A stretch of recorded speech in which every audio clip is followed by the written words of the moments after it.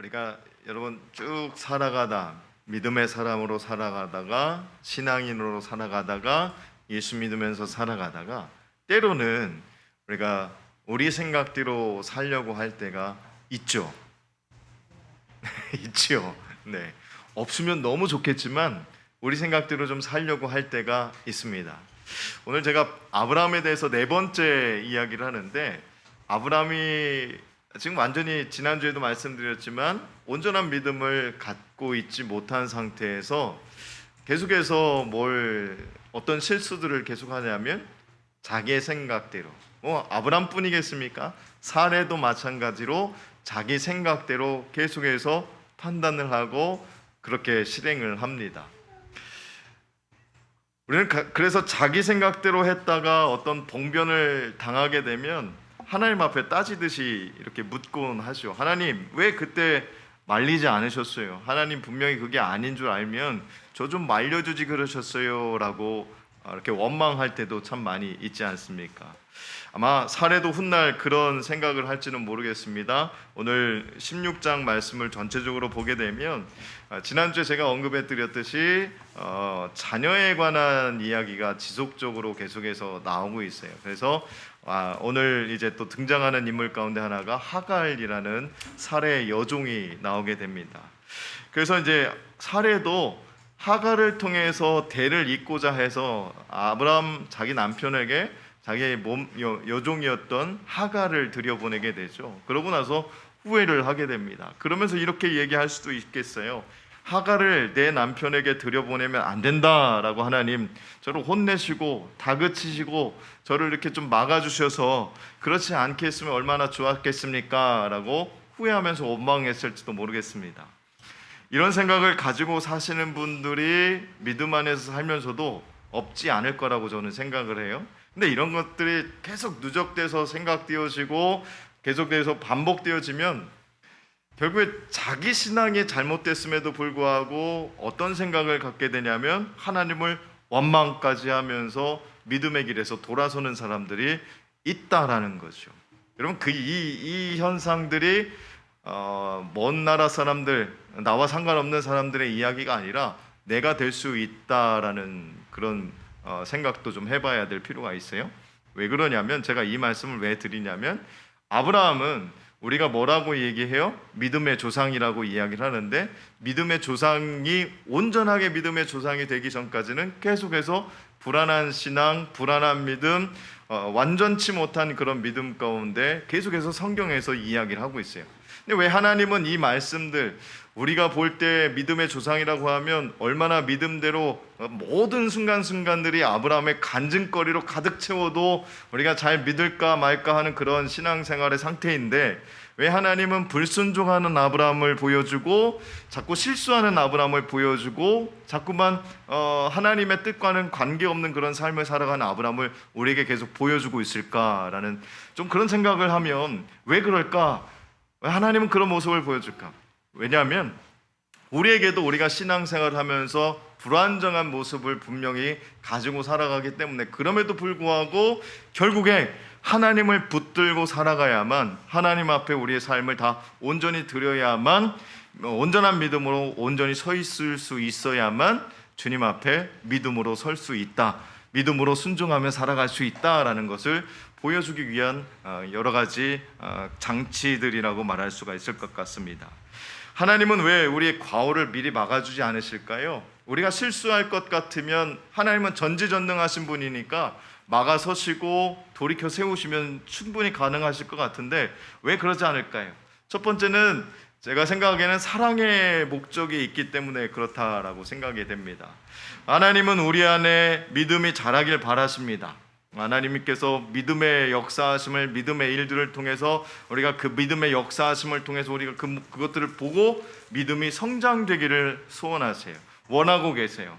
그래서 우리 안에 그런 믿음으로 인해서 하나님과 깊은 관계를 맺을 수 있기 때문에, 그런데 우리가 무슨 일을 결정하든 믿음으로 결정할 수 있도록 하는 것이 하나님의 뜻이자 또 하나님의 방법이다라는 거죠. 만약에 우리를 그렇게 하면 안 돼, 사사건건 하나님께서 다 개입하셔서 이렇게 해야 돼, 이렇게 해야 돼, 이렇게 해야 돼 하면 하나님께서 우리에게 주신 자유의 의지가 작동이 되고 있는 거예요? 작동이 되고 있지 않은 거예요? 작동이 안 되고 있는 거예요. 그렇다면 우리에게 주셨던 그 선물이었던 자유의 의지가 제대로 작동되면서 하나님의 뜻을 거르지 않게 하려면 우리 안에 뭐가 있어야 된다라고 하나님은 생각하시는 거예요? 믿음이 있어야 된다라고 생각을 하시는 거예요. 믿음이 제대로 작동하게 되면 하나님이 일일이 개입하지 않으셔도 우리는 어떻게 됩니까? 하나님의 말씀대로 살아갈 수 있게 되는 것이요. 하나님이 그래서 우리를 사랑하신다라는 증거가 여기에 있다라고 우리가 볼 수가 있는 겁니다. 두 번째는 하나님께서는 능력이 있는 분이시기 때문에 그렇습니다. 하나님은 우리가 어떤 선택을 하건 수습할 수 있는 능력이 있으세요. 전능하신 하나님, 우리가 선악과를 먹건 집을 나가건 무슨 선택을 하건 간에 수습할 능력이 있으신 분이시기 때문에 우리의 과오를 일부러 막아주지 않으십니다. 그래서 우리가 고집을 부리더라도 일단은 그냥 내버려 두는 거예요. 깨닫고 돌아오기를 하나님께서는 원하시는 겁니다. 그리고 반복적으로 그 실수를 범하지 않기를 원하고 계신다라는 거예요. 그래서 이 모든 어떤 그런 일련의 과정들이 완성되어지려면 그 안에 뭐가 분명하게 우리 안에, 우리의 삶 가운데, 우리의 신앙 가운데 있어야 된다라고 말씀을 하는 거예요. 믿음이라는 것이 정확하게 자리 잡고 있어야 된다라는 거지요. 본문은 아브라함의 본처인 사레와 그녀의 여종인 하갈 사이의 갈등을 다루고 있습니다. 하나님께서 약속을 주신 지 약 10년 정도가 지났는데도 불구하고 여전히 아브라함에게는 자녀가 없었어요. 그래서 지난주에 15장 말씀을 통해서 아브라함이 누구를 자신의 자녀라고 삼겠다라고 하나님 앞에 선언했습니까? 이스마엘 아니죠. 엘리에셀이죠. 그 다메섹 사람 그 엘리에셀을 나의 종이었는데 그 엘리에셀을 내가 상속자로 삼겠다라고 했더니 하나님께서 뭐라고 말씀하셨어요? 15장 4절 말씀에 그 사람이 내 상속자가 아니라 내 몸에서 날짜가 내 상속자가 되리라. 그러니까 내 몸에서 날짜를 누구라고 아직은 모르지만 우리는 알고 있죠. 누구예요? 이삭을 말하고 있는 거죠. 그런데 이런 약속 후에도 아브라함의 몸에서 자녀가 생겨나고 있지 않아요. 하나님께서 말씀을 주셨음에도 불구하고 그 약속의 말씀이 성취되는 것이 여전히 지체되고 있고 이루어질 기미가 전혀 안 보이고 있습니다. 여러분 잘 아시겠지만 75세에 하나님께서 아브라함을 불렀어요. 그리고 10년 정도가 지났어요. 그럼 몇 세예요? 85세예요. 그러면은 몇 년 정도 더 기다려야 하나님께서 자녀를 허락해 주세요? 우리는 알잖아요. 15년을 더 기다려야 되는 거예요.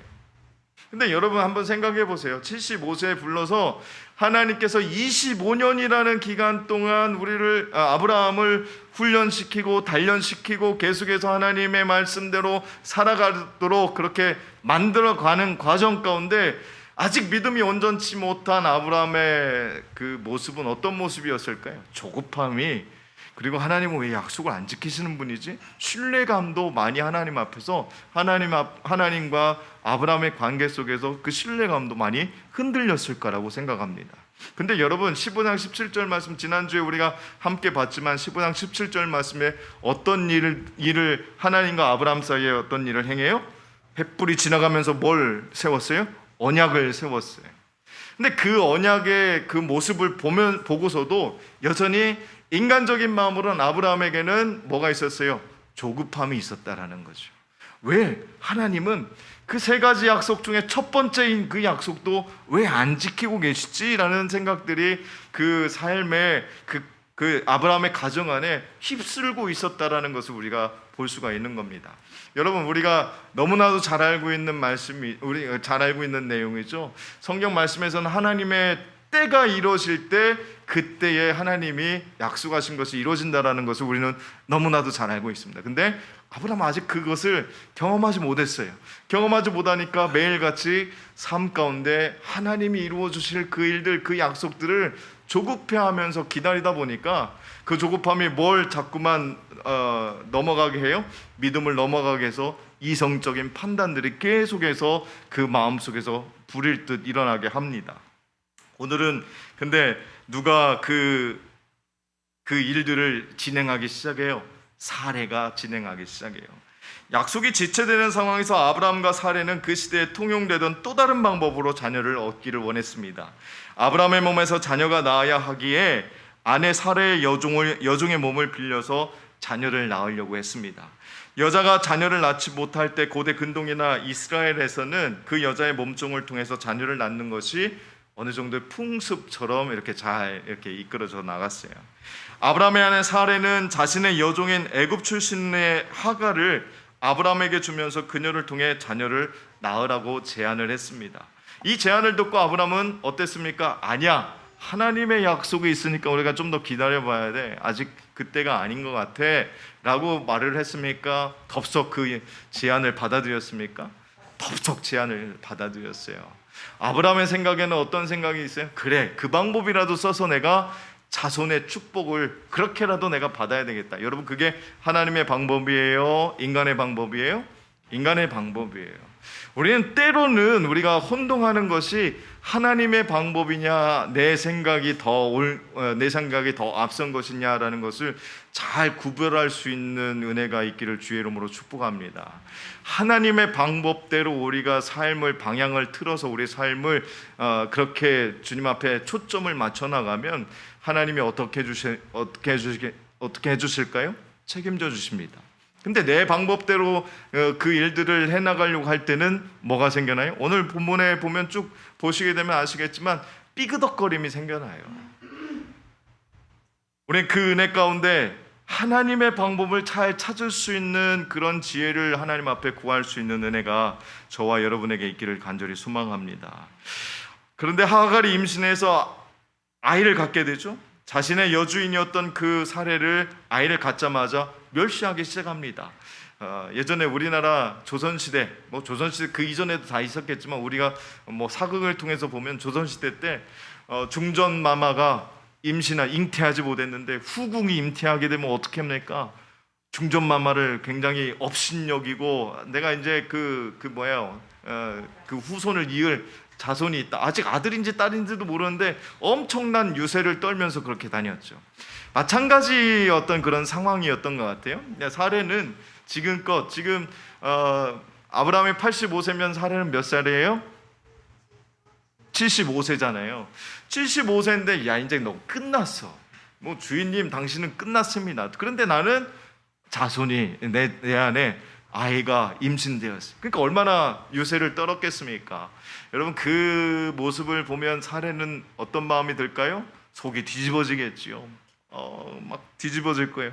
말은 그 성경에는 그대로 다 표현되어 있지는 않지만 아마 속이 뒤집어질 정도로 화가 나고 분노도 차오르고 아마 약도 올랐을 거라고 생각이 됩니다.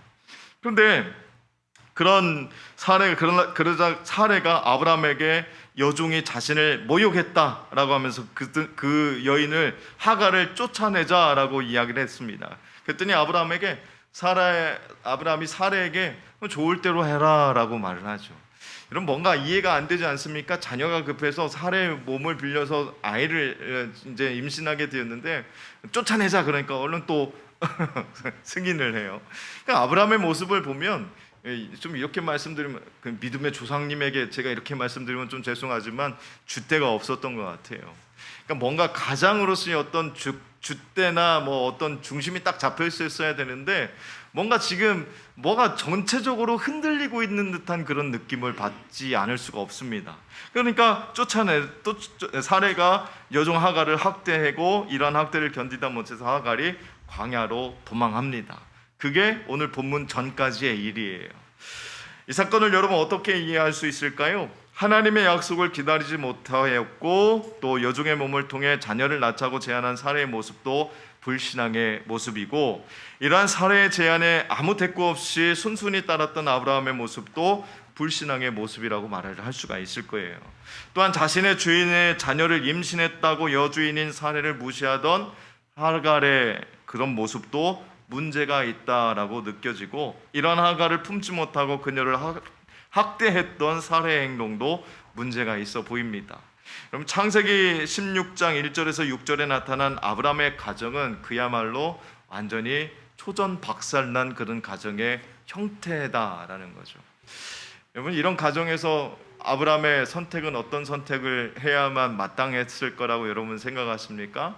하나님의 뜻을 온전히 구해야만 될 거라고 우리는 알고 있죠. 우리는 이미 이 이야기를 알고 있기 때문에 그렇게 말할 수 있을 것 같아요. 그런데 막상 우리 앞에 이런 문제들이 닥쳤을 때 여러분, 우리는 어떤 모습으로 하나님 앞에 설 수 있을까라는 문제를 여러분, 우리는 스스로 질문하고 스스로 답할 수 있을 거라고 생각합니다.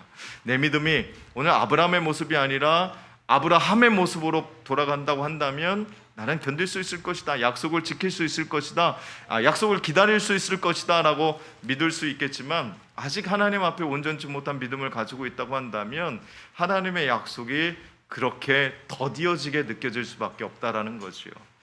여러분, 하나님의 약속을 기다리지 못하고 여종의 몸을 통해 또 그 하갈의 그 여종의 몸을 통해 임신하게 했던 모든 모습의 문제들은 이 아브라함의 가족의 문제였지만 근본적으로 따져보면 믿음의 문제였다라는 것을 우리가 알 수가 있는 거죠. 아브라함 가정에 있었던 문제에 대해서 사레와 하갈은 다르게 이해했습니다. 사레는 하갈이 아이를 임신한 후에 자신을 멸시했다라고 이해를 했고, 하갈은 사레가 자신을 학대했다라고 이해를 했어요. 같은 사건에 대해서 이해 당사자 간의 생각이 서로 완전히 달랐다라는 거죠. 여러분, 여기에서 한 사람이라도 이해했다라고 하면 어떤 현상이 생겨났을까요? 조금 품어주고 화해할 수 있는 그런 기회가 있었을 거라고 생각됩니다. 그렇지만 서로의 생각만 주장하고 있는 상황이에요. 사람 사이의 문제의 많은 부분들은 상대방을 이해하지 못함으로 발생을 합니다. 상대방의 입장에서 이해하는 것이 아니라 자신의 편에서 이해하고 상대방도 자신의 입장에서 이해하기를 바라는 모습이 관계를 결국에는 깨뜨려버리는 그런 이유가 되어집니다. 인간의 불신앙과 시기, 무관심 등으로 아브라함, 사레, 하갈 사이의 관계가 깨어졌지만, 여러분, 하나님은 그 깨어진 관계를 그저 보고만 있을 수는 없었다라는 거죠. 그래서 그 관계를 회복시켜 주시는 분이 하나님이심을, 하나님이 직접 개입하셔서 일하시는 것을 오늘 본문을 통해서 우리가 보게 되는 거죠. 오늘 본문 창세기 16장 7절에서 14절에는 회복의 하나님의 모습이 잘 등장합니다. 하갈이 광야로 도망을 갔을 때 여호와의 사자가 하갈을 찾아가 그녀를 만나게 됩니다. 여러분, 여기에선 여호와 사자, 아까 우리 쉬운 성경으로 읽었을 때는 천사라고 의미하기도 하지만 창세기에서는 하나님의 현현의 모습을 이렇게 표현하게 됩니다. 직접 나타나셨다라는 거예요. 그렇기 때문에 하나님께서 고통 가운데 사례를 피해서 광야로 도망했던 하갈을 찾아서 그녀를 만났다라고 우리가 이해할 수 있는 것이요. 여러분, 직접적으로 하갈이 하나님을 대면하게 됩니다. 하나님께서는 고통받는 약자 하갈을 찾아가서 만나셨을 뿐만 아니라 그녀에게 말을 거셨습니다. 16장 8절 상반절에 이렇게 말씀하고 있어요. 여러분, 앞에 한번 보시고 읽어보시겠습니까? 함께 시작. 사레의 여종 하갈아, 내가 어디서 왔으며 어디로 가느냐라고 묻지요. 여러분, 이 질문은 하나님께서 하갈에게 했던 아주 근본적인 질문이었었어요. 우리 인생은 어디서 와서 어디로 가는 것일까를 묻는 것과도 매우 흡사한 그런 질문입니다. 이 질문에 대한 답을 얻을 때까지 인생은 방황이라는 엄청난 그런 인생의 파도 속에서 헤매게 되는 것인데, 이 답을 알지 못하면 인생은 결국 갈 곳이 없다라는 것이요. 열심히 살아도 마지막에 갈 곳이 없습니다. 사실 어디서 왔는지를 모르면 무슨 일을 해야 할지도 모호하게 생각하고 일하게 됩니다. 어디로 가야 할지를 모르게 되면 인생은 방향 감각을 상실하게 되어진다라는 거죠. 하나님이 물으심에 하갈이 이렇게 대답합니다. 16장 8절 하반절입니다. 시작. 그가 이르되 나는 내 여주인 사레를 피하여 도망하나이다. 뭐라고 대답하고 있어요? 사레를, 주인을 피해서 도망가고 있습니다 라고 대답을 하죠. 어디에서 와서 어디로 가느냐라고 물으니까 여주인에게서 와서 도망와서 지금 어디를 갈지 모르지만 어쨌든 도망길에 있다라고 대답을 하고 있는 거예요. 여러분, 이런 하갈에게 하나님의 사자가 어디로 가야 될지에 대해서 말씀합니다. 내 여주인에게로 돌아가서 그 수하에 복종하라라고 다시 갈 길을 밝혀주십니다. 피하여 도망하였다라고 말했는데 하나님이 다시 돌아가라라고 말을 하는 거예요. 사실 하갈은 이미 알고 있었습니다. 도망칠 때부터 걸음을 잘못 떼었다는 것을 알았을 거예요.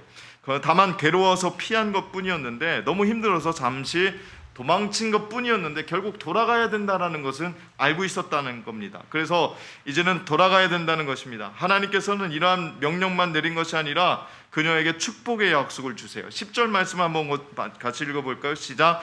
내가 내 씨를 크게 번성하여 그 수가 많아 셀 수 없게 하리라.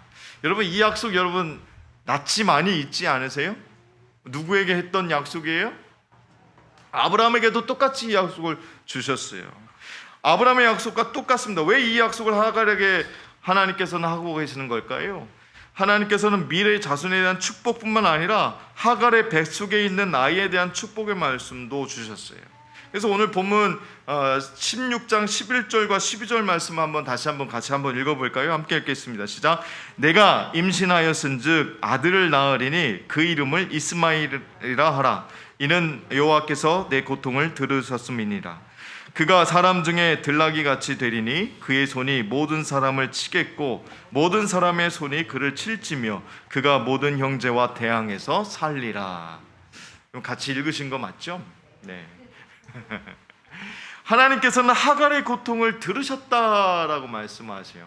하갈이 지금 고통을 당해서 그 고통 가운데 부르짖음을 들으셨다라고 해요. 여러분, 하나님이 들으실 정도로 하갈은 괴로웠던 거예요. 얼마나 괴로웠으면 하나님 앞에 막 부르짖고 고통스러워할 때 하나님이 그에게 찾아가 주셔서 들으셨다라고 말씀을 해주세요. 그리고 그에게 그의 아들 이스마엘을 주실 것이다 라고 약속을 해주십니다. 이스마엘의 뜻은 하나님이 들으신다라는 뜻이거든요. 하나님이 하갈의 탄식을 들으시고 이스마엘을 허락하셨습니다. 그리고 사례에게 돌아가라고 말씀하시죠. 하나님의 해결 방법이 여기에 나와 있는 거예요. 사람을 제자리에 있게 하는 것입니다. 자신이 있어야 될 자리에 있어야 된다라는 거죠. 그리고 하나님은 누구에게 속해야 될지를 결정해 주시는 분이십니다. 여러분, 이 사건을 읽으면서 이런 의문이 하나 생겼어요. 사례와 하갈의 갈등 사건에서 왜 하나님께서는 사례에게는 나타나지 않으시고 하갈에게 나타나셔서 모든 일을 하고 계실까? 여러분, 사례에게는 하나님이 지금 아무런 일을 안 하고 계시거든요. 근데 하갈에게 나타나셔서 지금 일하고 계시는 거예요. 왜 하갈에게 나타나셨을까? 사례에게는 잘못이 없고 하갈에게만 잘못이 있어서 하갈에게 나타난 것 같지는 않습니다. 사실 사례와 하갈의 갈등은 서로 쌍방의 책임이잖아요. 근데 한마디로 사례는 어떤 위치에 있는 거예요? 갑의 위치에 있는 거예요. 그러니까 갑질을 당해서 도망하고 있는 거예요. 그래서 이 쌍방의 책임이 있었는데 하갈을 통해 자녀를 얻으려는 것은 사례의 계획이었고 그녀의 계획대로 하갈을 통해 아브라함의 씨를 얻게 됐죠. 자신의 계획대로 이루어졌으니까 비록 하갈이 문제가 있고 좀 부족하더라도 너그럽게 그녀를 포용하고 잘못된 것은 교정해 줄 수도 있었을 텐데 사례는 하갈을 학대하는 잘못을 범했어요. 여러분, 그러면은 을의 입장, 여러분 요즘에는 갑의 입장에 대변을 많이 합니까? 을의 입장에 대변을 많이 합니까? 을의 입장에서 대변을 많이 하죠. 지금 사회적인 어떤 그런 현상들이 뭐가 있냐면 갑이 너무 갑질을 하면 을을 보호하려고 하는 그런 형성들, 이런 현상들이 계속해서 형성되고 있어요. 아마 하나님께서 이런 것들을 우리에게 보여주시고 싶으셨던 것 같아요. 갑의 위치에 있었던 사례의 일보다 지금 을의 위치에 있었던, 종의 위치에 있었던 하갈의 문제를 우리에게 보여주고자 하는 것 같습니다. 하갈도 마찬가지였죠. 자신의 주인의 자녀를 임신했어도 계속해서 주인에게 순종하는 모습을 보여야 됐는데 그녀는 여주인 사례를 멸시하는 잘못을 했어요. 근데 아무리 멸시했어도 갑에게 이길 수 없다는 것을 우리가 보게 되는 거죠. 이처럼 문제는 사례, 하갈 양쪽에 다 있었습니다. 그런데 하나님은 왜 이 문제를 해결하기 위해서 사례에게 나타나지 않고 하갈에게만 나타나셔서 문제를 해결하고 있을까요? 여기서 하나님의 놀라운 사랑을 깨달을 수 있을 거라고 믿습니다. 첫째는 하갈이 약자였기 때문에 그래요. 하나님은 약자를 보호하시는 분이십니다. 약자를 정말 귀하게 여기시는 분입니다.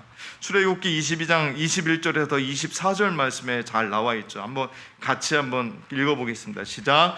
너는 이방 나그네를 압제하지 말며 그들을 학대하지 말라. 너희도 애굽 땅에서 나그네였음이라.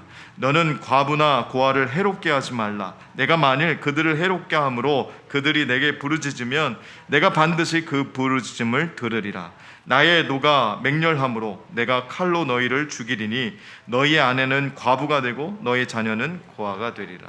여기 말씀을 보면 나그네, 고아, 과부를 굉장히 하나님께서 귀하게 여겼다라는 것을 보게 됩니다. 여러분, 이 부류를 하나님이 약자라고 아예 명하셨어요. 그러고서 이들을 해롭게 하면 어떻게 한다고 했어요? 죽여버리겠다라고 말씀하세요. 제가 이렇게 말하니까 좀 험한 것 같은데 성경에 그렇게 써 있잖아요. 죽여버리겠다라고 해요. 그냥 두지 않겠다라고 말씀하는 거예요. 강력한 경고죠. 그러니까 약자의 편에 서 계신 하나님을 우리가 보게 되는 거예요. 여러분, 이 약자의 편에 서 계신다라는 것은 우리가 다시 말하면 어떤 하나님을 볼 수가 있는 거예요? 사랑의 하나님을 볼 수가 있는 거예요. 약자를 보호하시고 그 약자를 통해서 약자가 보호됨을 통해서 하나님께서 일하고 있는 것을 우리에게 보여주는 거죠. 하나님은 약자가 고통 가운데 하나님 앞에 부르짖으면 그 음성을 들으시겠다라고 말씀하세요. 왜냐하면 하나님께서는 애굽의 압제의 고통 가운데 이스라엘의 부르짖음을 들으시고 그들을 구원하신 하나님이시기 때문에 그렇습니다. 하나님께서는 약자나 강자나 구별하여 사랑하는 분은 아니시지만 약자에게는 하나님의 사랑이 더욱더 절실히 필요하기 때문에 하나님께서는 그들의 부르짖음을 들으시는 분이라는 것을 우리가 기억할 수 있기를 간절히 소망합니다. 이 말씀처럼 이방인이요 사례의 몸종으로 힘이 없던 하갈이 곤경에 처하자 하나님께서는 그의 곁에 찾아오셔서 그녀를 위로하시는 위로자가 되어주셨습니다. 그녀를 살피시는 하나님이 되어주셨다는 거죠. 두 번째는 하나님께서 하갈에게 나타나신 것은 하나님의 사랑을 하나님의 선민인 이스라엘 백성들에게 가르치기 위함입니다. 이스라엘 백성들은 하나님께서 사랑하시는 대상은 이방인들이 아니라 선민인 자신들 뿐이라고 생각을 했어요. 여러분, 근데 아브라함 시대에 지금 이스라엘이라는 이름이 명명이 됐어요? 안 됐어요? 되지 않았어요. 그럼 누구에게 말하고 있는 거예요? 이 말씀을 읽는 이스라엘 백성들, 지금 우리에게 말하고 있는 거예요. 그러니까 하나님께서는 이스라엘 백성들이 이 구약 성경 출애굽기를 읽으면서 야, 역시 우리는 선민이야, 하나님께서 우리에게 택하신 사람이야, 그렇기 때문에 우리는 귀한 사람이야, 우리만 대단한 사람이야 라는 생각을 깨부수고 싶었던 거예요.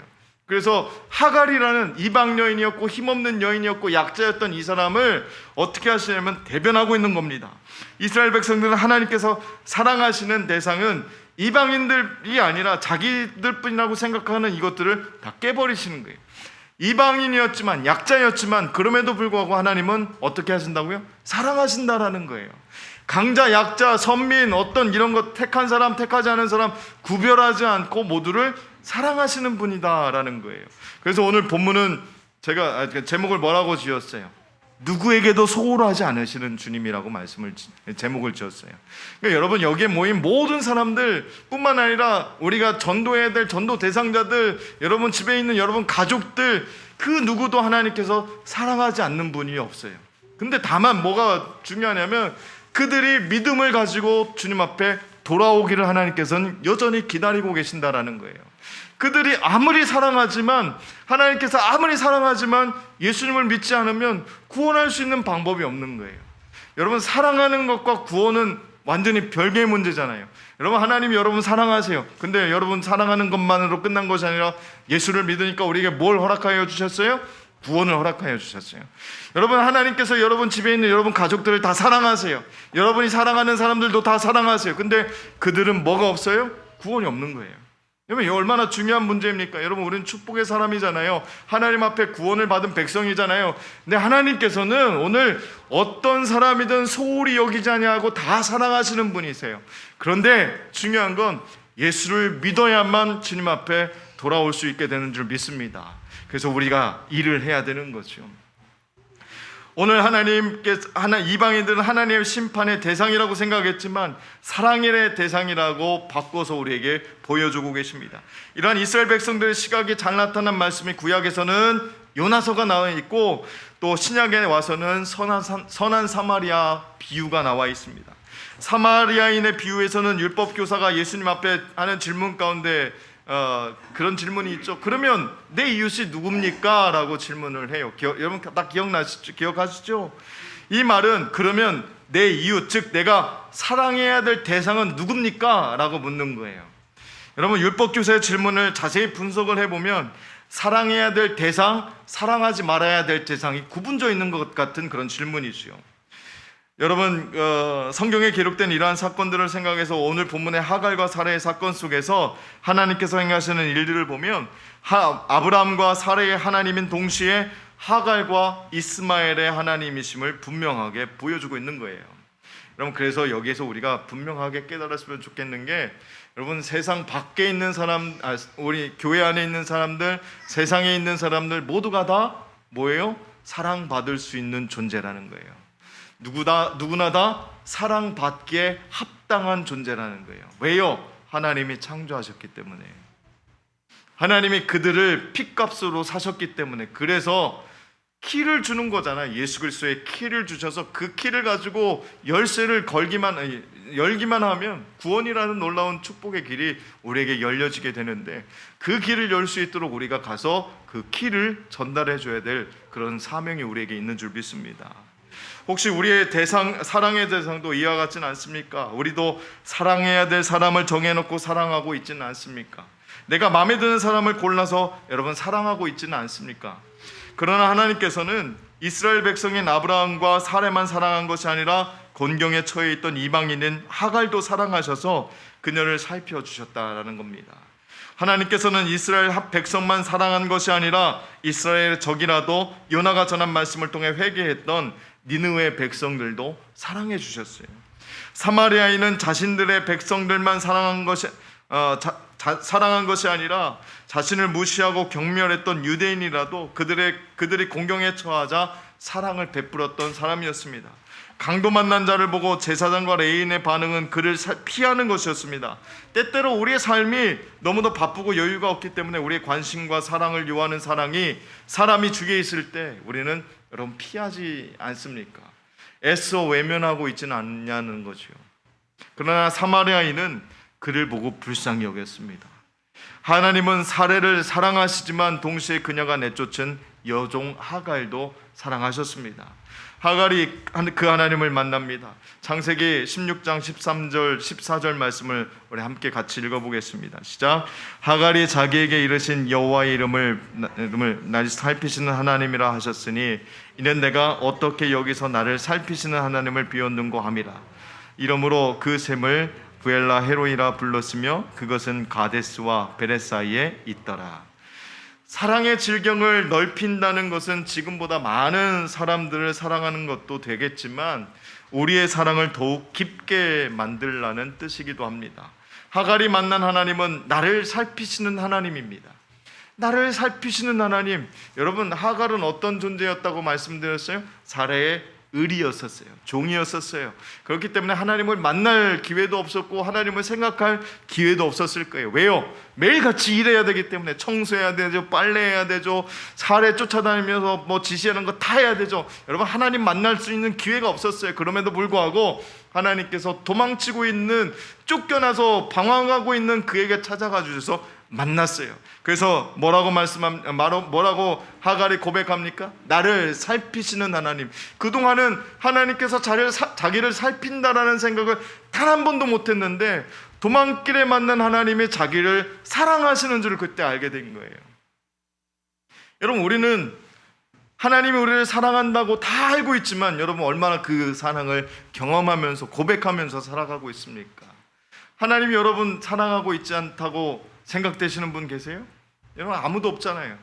근데 사랑하고 있지 않다라고 생각했던 그 사람이 하나님의 사랑을 경험했을 때 그 감격은 어떨까요?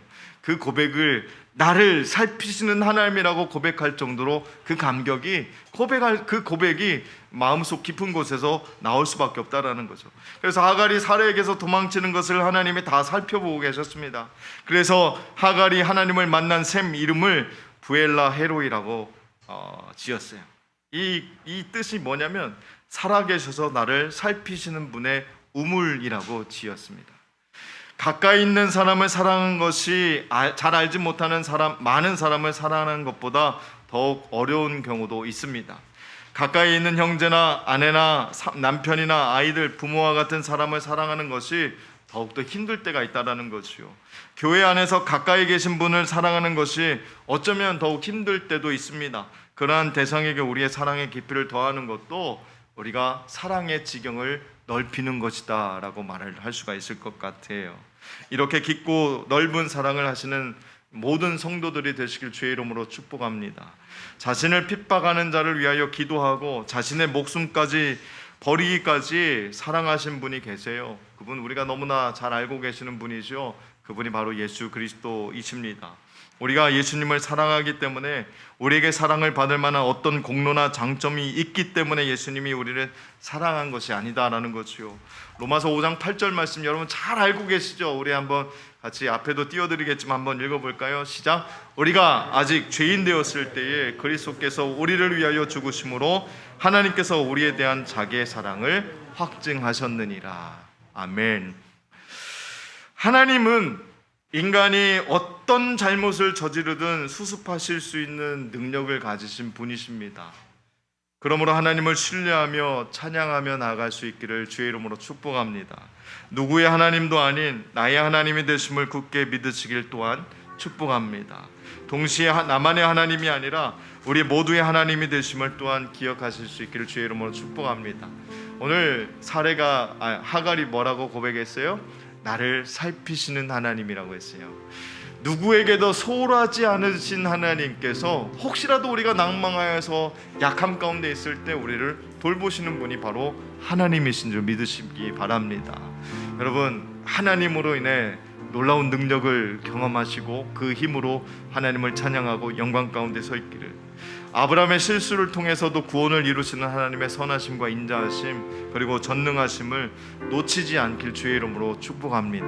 그 은혜가 오늘 아브라함에게만 있는 것이 아니라 오늘 우리에게 동일하게 있는 것임을 믿으시고 그 힘을 가지고 세상 가운데 담대히 살아갈 수 있는 저와 여러분이 되길 주의 이름으로 축복합니다.